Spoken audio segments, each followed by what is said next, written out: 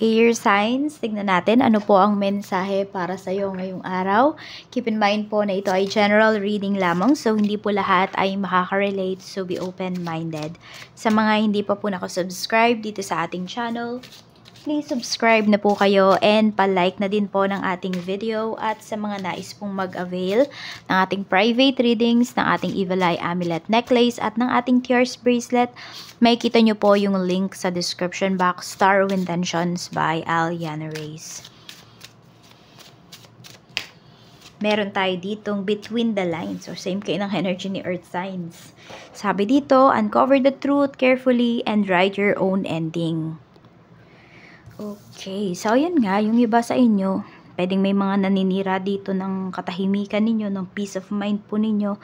May mga tao dito na instead na i-encourage kayo, dinidiscourage po kayo. So, tignan nyo kung sino ba yung mga nagsasabi na yan, sino ba yung mga tao na hinihila kayo pababa. Tignan mo ano ba yung status ng life nila. Okay, kasi totoo, yung mga taong successful, hindi yan magsasabi sa'yo ng mga ganyan eh. 'Di ba? Sa halip na, alam mo yun, yung mga taong successful talaga sa life nila, hihilahin ka niyan pataas, i-encourage ka niyan.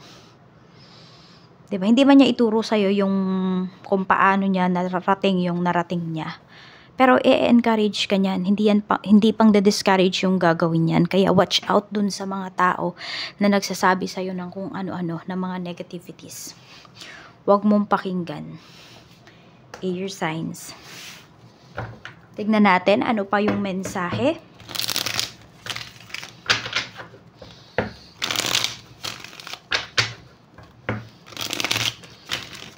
Spirit guide, mensahe pa po natin.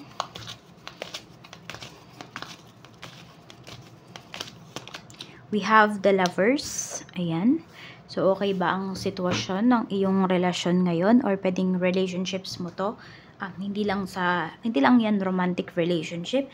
Even family relationship, your friends, your co-workers, your neighborhood. Yung mga neighbors mo. We have Nine of Wands. And we have Knight of Swords. Okay, more on parang yung iba sa inyo, no? Sa relationship po ninyo, may naninira. Yan, basta may naninira dito. Merong naiinis sa'yo, merong gigil na gigil sa'yo, air signs, kasi pwedeng siniraan ka na nito dati, pero ayan, nakukuha mo pa rin yung tagumpay ngayon.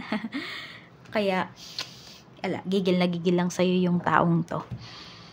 Yan, meron naninira dito pagdating sa relationship mo. Pwedeng sa love life mo to. Pwede rin sa friends or co-worker for some of you. Tignan natin. We have 8 of Cups. Mukhang hindi mo na kasi pinapansin yung taong to. Kaya nagpapapansin to sa'yo ngayon. So, wala. Iano mo pa rin. Huwag mo pa rin pansinin yung taong to ngayon. Hayaan mo siya. Yan. Isa to sa nag-traidor talaga sa'yo. Nag-iingat ka na rin naman talaga pagdating sa taong to. Yan. The Tower. Okay. So, pwedeng kinakarma na kasi yung taong to dun sa ginawa niya sa'yo. Kaya, yun, parang gusto kanya talagang abalahin ulit. Kaya ginugulo ka ng taong to, wala siyang peace of mind. Meron tayo ditong King of Swords. Meron tayo ditong The Chariot, so focus lang daw kayo sa inyong mga ginagawa, sa skills ninyo, sa pagpapayabong pa po ng inyong mga kakayahan. Yan. Mukhang merong ditong another opportunity na paparating para sa iyo. For some of you, pwedeng ma-extend yung contract po ninyo. Meron dito, pwedeng mayroong bagong kontratang ibibigay sa inyo, bagong trabaho. We have 7 of Cups. Okay, so pwedeng kayo to ng person mo, may mga plano po kayo, may mga dreams kayo dito, na unti-unti talaga natutupad siya. Yan, kasi yung person mo nagiging responsible na rin siya. Alam mo yung nagfo-focus din talaga siya pagdating dito sa mga goals ninyo. So, hindi lang ikaw yung nagfo-focus, even your person. Ayan, pasensya na po kahit may nalaglag si Dimitri. Ang ganda nung energy pagdating dito sa trabaho mo, pagdating dito sa mga goals po ninyo. We have 6 of Swords. Okay. Meron bang papaalis? Ito yata yun Kung meron kayo ditong pinupurso talaga, gusto nyo mga ibang bansa, ayan po. ibibigay po yan sa inyo. So, kung meron naman dito, naglalakad kayo ng papers ninyo, nag-aayos kayo ng mga papers, tignan natin kung makakalis ka na ba this year. We have, ano ba? Oh yes, yung iba sa inyo, pwedeng December, makaalis na yung iba sa inyo bago matapos ang taon. Ayan po, stability ang paparating para sa inyo. Napakaganda ng energy nyo na to. Yan, basta truthful lang kayo sa inyong sarili, you know, honest kayo. Napakaganda po ng paparating sa life ninyo. We have 4 of Swords. There is peace of mind, no? Pagdating sa inyong relationship. So, pagyabungin nyo pa talaga yung inyong relasyon at bigyan nyo nga talaga, alagaan nyo yung peace of mind na to. Alagaan nyo yung peace dito sa inyong relationship. We have Queen of Pentacles. So, paras kayo ng person mo na may pangarap talaga, ano? We have the Empress. Okay. So, pwedeng after contract. Di ko alam kung dalawang kontrata yung ita-take ng person mo or ita-take mo pa. So, ayan po. Pwedeng yung after nung 2 contract na yan, yung iba sa inyo, magfo-for good na po kayo dito. 3 to 4 years yung nakikita ko dito. Yung iba po sa inyo, pwedeng, ayan, meron na kayong pamilya. Or sabihin natin, kasama nyo na yung pamilya ninyo. So, tiis-tiis lang talaga as of this time, ano. Sacrifice. Tignan natin ano pa yung mensahe para sa'yo. We have Knight of Wands. And we have 8 of Wands. Yan. Meron ba dito? Mahilig kayong lumabas? Ayan. Mahilig kayong gumala. Meron dito. Pwede rin kasi ito, hindi naman pag-alis. Pwedeng may nakikipag-communicate sa inyo dito. Mas bata ba sa inyo? Tignan natin kung seryoso ba yan sa'yo. Seryoso ba yan sa'yo? Wheel of Fortune, yes, seryoso naman po yung tao na yan. Tinatry niya din talaga yung luck niya sa'yo. Or sabihin natin, nagtatake siya ng risk, no? Kung nag-e-effort naman yung taong to, nakikita mo, consistent yung effort niya, you know, hindi siya yung pabago-bago ng mood. Ayan po, pagbigyan nyo din yung sarili nyo, hindi lang siya, no? Na kilalanin yung taong to. Kasi nakikita ko naman, kahit mas bata po ito sa inyo, air signs, ay malaki po ang chance na seryoso to sa inyo. Tignan pa natin ano pa yung mensahe. May bigla ang offer sa'yo dito. Oh. Ang dami.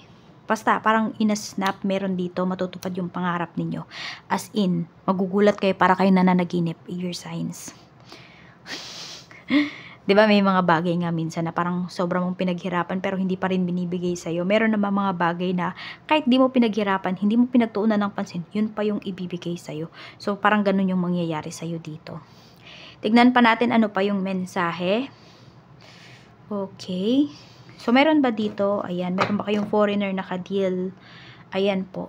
So, kung meron dito, naglalakad or nag-aayos na nga po kayo ng visa, ng mga papers po ninyo, ma-approve po yan. Magkakasama po kayo.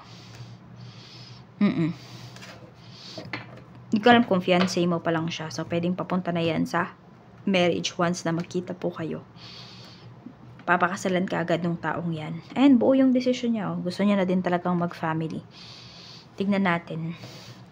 Ano pa yung mensahe? Okay. Spirit guide. Mensahe pa po natin. Okay. Meron ba dito makikipaghiwalay? Hindi ko alam kung yung pakikipaghiwalay na to ay for papers. I mean, legal na ba? Oo. Or separated lang yung iba sa inyo. Okay, so, air signs, don't let other people write your own story. You are the captain of your own ship. Kaya, you write your book, you write your story. Na huwag mong ipapahandle yan sa ibang tao. Tingnan pa natin, ano pa yung mensahe. Yan. Meron naman po dito, no, kung kayo, ayan, meron kayong mga inayos na mga papeles, tas hindi siya nag-succeed, diba? Hindi siya nag-pursue. Huwag kayong mag-alala kasi the next time na kayo po ay mag-aayos, siguradong sigurado na yan. Ibibigay na po yan sa inyo. Para sa inyo na talaga yan. Yan, no.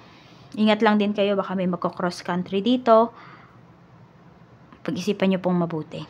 Sige, yung mga magko-cross country dyan. 10 of Swords. Medyo mag-ingat po talaga kayo. Pero meron dito ha, mabibigyan ka agad kayo ng magandang trabaho.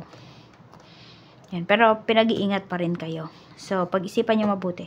Ganito lang yan, kung may nararamdaman kayong doubt. Yung kaba, natural yon. Pero yung doubt, no, pag may nararamdaman kayong doubt dun sa, kunwari sa bansang pinili ninyo, huwag nyo nang ituloy yan. Kasi merong na kayong warning from our universe. So, ayan lang po ang mensahe. Maraming salamat. Ingat po kayo always and more blessings to come.